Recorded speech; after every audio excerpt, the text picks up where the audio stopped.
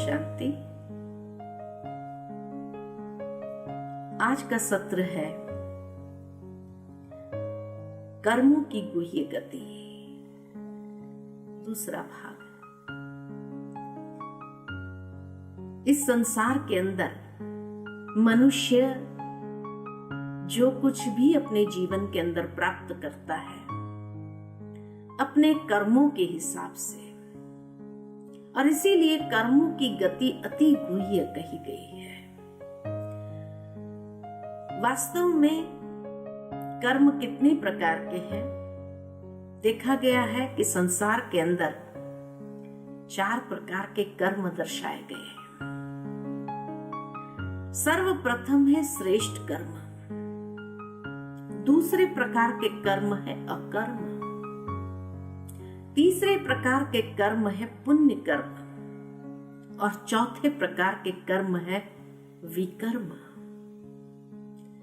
अब ये कर्म को समझने के लिए श्रेष्ठ कर्म यानी एक बीज बोने का कर्म, जिस तरह खेती में एक किसान बीज बोता है, बीज बोना भी कर्म है। उस बीज की परवरिश करता है, पौधा निकलता है, उस पौधे को भी परवरिश करता है, वृक्ष बनता है, और उस वृक्ष के ऊपर एक फल लगता है। वो फल तोड़ के वो खाता है, ये भी कर्म है। बीज बोना भी कर्म है, फल तोड़ के खाना भी कर्म है, और एक ही व्यक्ति करता है। लेकिन दोनों कर्मों में कोई अंतर है? बहुत बड़ा अंतर है। बीज बोने का कर्म जो है वो श्रेष्ठ कर्म है। क्यों?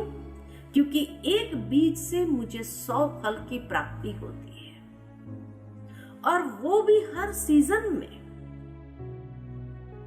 लेकिन फल तोड़ के खाना, इसको कहा जाता अकर्म, कि जिस कर्म का दूसरा फल नहीं मिलता है। बीज बोने वाला जो कर्म था उससे फल मिला, इसलिए उसको श्रेष्ठ कर्म कहा गया। लेकिन फल तोड़ के खाया, समाप्त हो गया, संतुष्टि मिली और पूरा हो गया।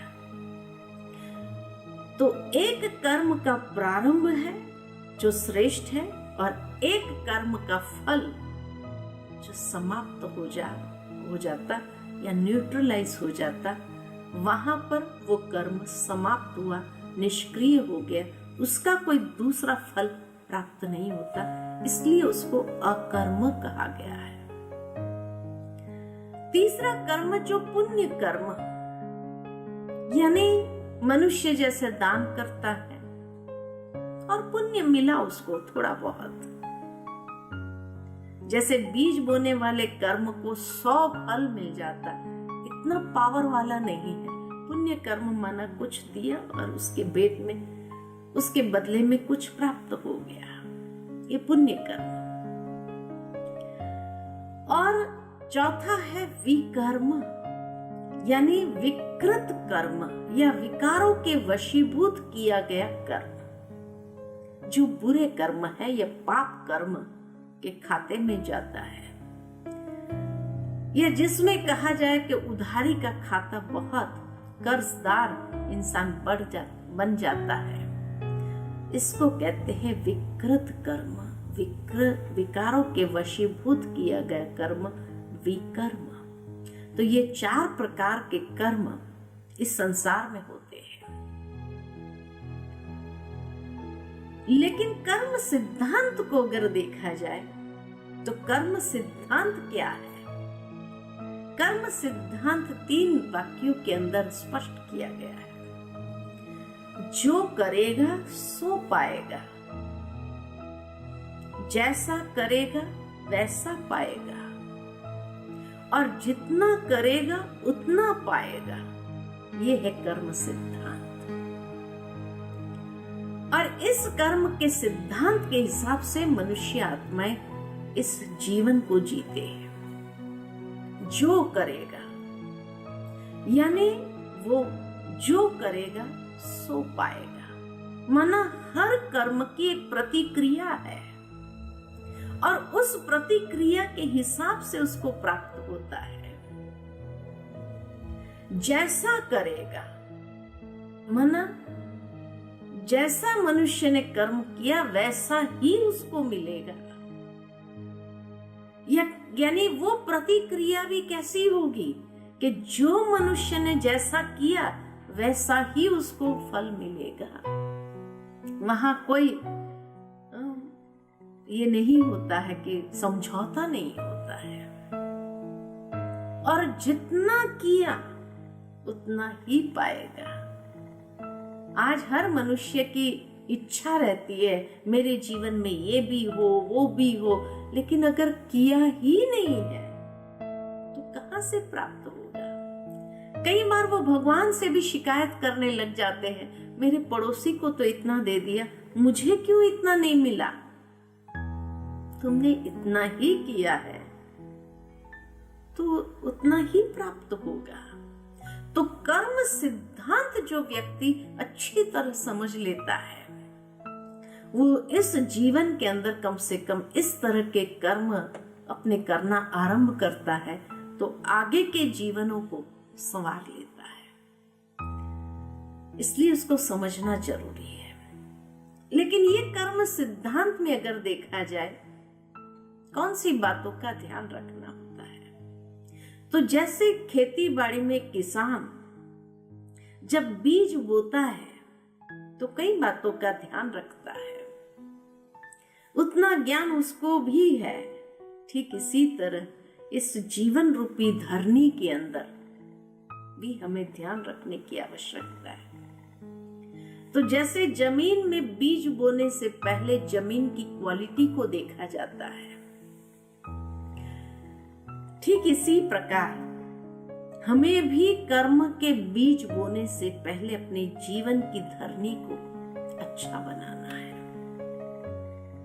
जीवन की धरनी को श्रेष्ठ बनाना माना चरित्रवान जीवन रूपी धरनी।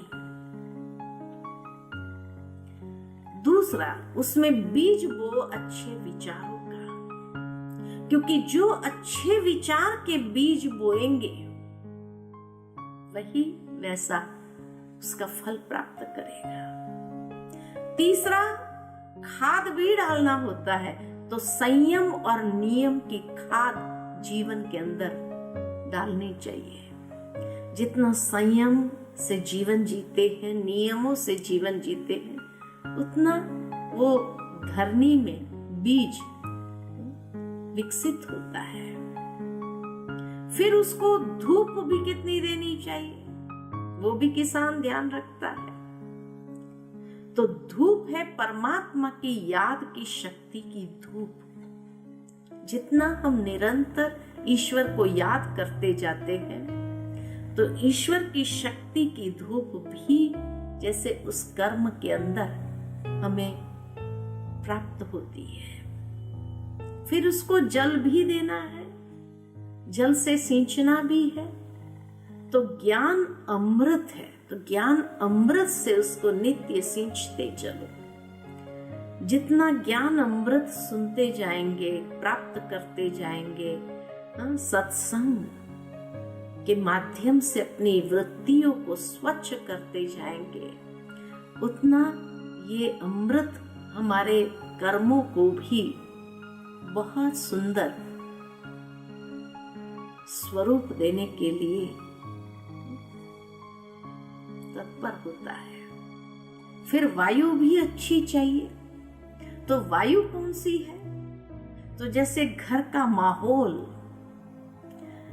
वायु का कार्य करता है। अगर अच्छे संस्कार घर के वायु में है, घर के वातावरण के अंदर है, तो बच्चों के अंदर अच्छे संस्कार बनते हैं और वो जीवन रूपी जीवन के अंदर बहुत सुंदर और आगे बढ़ते हैं। उसके ऊपर फल भी बहुत अच्छे लगते हैं। तो अच्छे संस्कारों का माहौल ये वायु का काम करता है।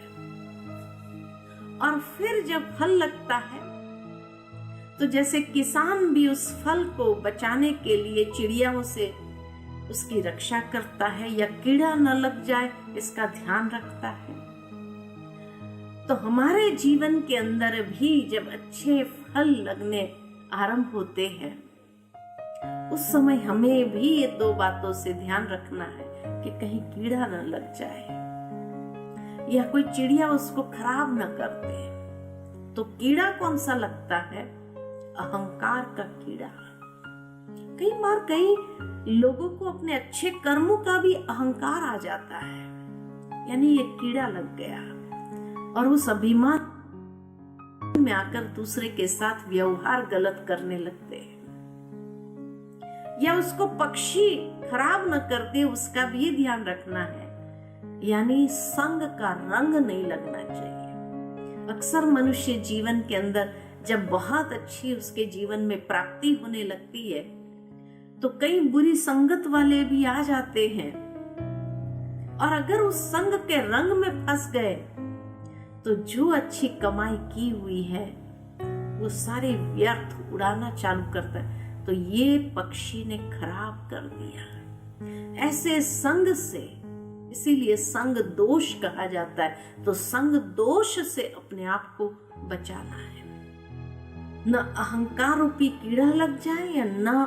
संग दोष के कोई पक्षी आकर हमारे जीवन को खराब कर दे, और तब जाकर के हमारे जीवन के अंदर प्रसन्नता, संतुष्टता के फल का अनुभव कर सकते हैं, और वो जीवन कितना सुंदर हो जाता है।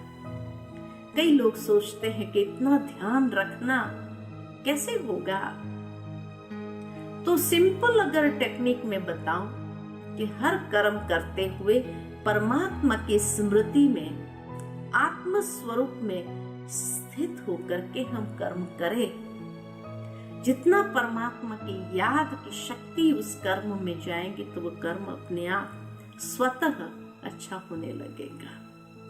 तो ये है कर्म की गुह्य गति, जिस गुह्य गति के आधार पर अपने जीवन को सींचना है और सींचते हुए उसको बहुत सुंदर बनाना है। ओम शांति।